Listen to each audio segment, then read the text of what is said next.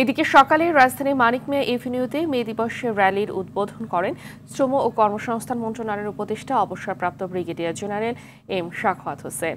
সে সময় শ্রমিকদের অধিকার নিশ্চিত করতে অন্তর্বর্তী সরকার কাজ করছে জানিয়ে তিনি বলেন, তার মন্ত্রণালয়ে নেয়া বিভিন্ন কার্যক্রম তুলে ধরেন। স্বাস্থ্য সুরক্ষা নিশ্চিত করার উপরও জোর দেন উপদেষ্টা। বিগত সময়ে শিল্প কারখানার মালিকরাই নীতি নির্ধারক থাকায় শ্রমিকরা অধিকার বঞ্চিত হয়েছে বলে মন্তব্য করেন তিনি।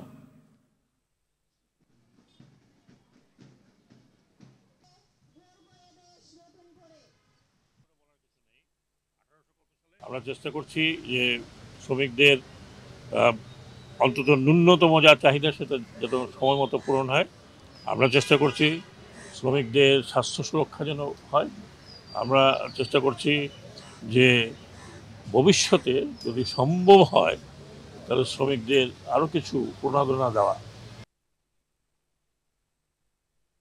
দর্শক, এই মুহূর্তে প্রেস ক্লাবের সামনে আছেন আমাদের সহকর্মী দীপ্ত চন্দ্রপাল।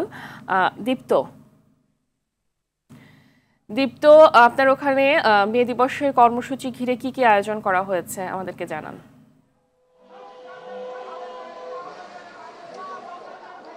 ফাহমিদা, আপনি যেমনটি বলছিলেন, সকাল থেকে কিন্তু রাজধানীর যে প্রেস ক্লাবে বিভিন্ন সংগঠনের শ্রমিকরা কিন্তু জড়ো হতে শুরু করেছেন এবং তারা বিভিন্ন দাবি জানাচ্ছেন। মূলত তাদের যে প্রধান দাবি আমি যদি একটু বলি, যে তাদের যে বেতন ভাতা, সেই বেতন ভাতা অনেক শ্রমিকদেরই অনেক কম, জানিয়ে পরিবার পরিজন নিয়ে চলতে কিন্তু কষ্ট হয়। সেই বেতন ভাতা বাড়ানোর দাবি, সেই সঙ্গে কিন্তু তাদের যে চাকরির যে অনিশ্চয়তা, সেই চাকরিতে যাতে অনিশ্চয়তা না থাকে সেই দাবিটি তারা জানিয়েছেন। আমরা সকাল থেকে দেখেছি বিভিন্ন সংগঠন কিন্তু এখানে এসেছে, বাংলাদেশ ট্রেড ইউনিয়ন, তারপর বাংলাদেশ প্রাইভেট টেলিকমিউনিকেশন কর্মচারী, ডেকোরেটর কর্মচারী সহ বিভিন্ন শ্রমিকরা এখানে এসেছেন। আমরা যদি একজনের সঙ্গে কথা বলার চেষ্টা করি, একটু সংক্ষেপে বলবেন আপনাদের দাবিগুলো। আমরা মহান মে দিবসে বাংলাদেশের মোবাইল ফোন অপারেটরে নিয়োজিত কর্মীরা একত্রিত হয়েছি। আপনারা জানেন, মোবাইল ফোন অপারেটরে হাজার হাজার শ্রমিক নিয়োজিত, কিন্তু তারা আজ বৈষম্যর শিকার। প্রতিদিন অবৈধভাবে চাকরিচ্যুত হচ্ছে।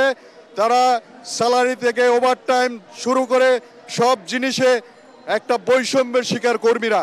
আমরা চাই ন্যায্যতার ভিত্তিতে, বাংলাদেশের শ্রম আইনের ভিত্তিতে এই কর্মীরা তারা অধিকার ফেরত পাবে। এটাই আজকে মহান মে দিবসের প্রত্যাশা।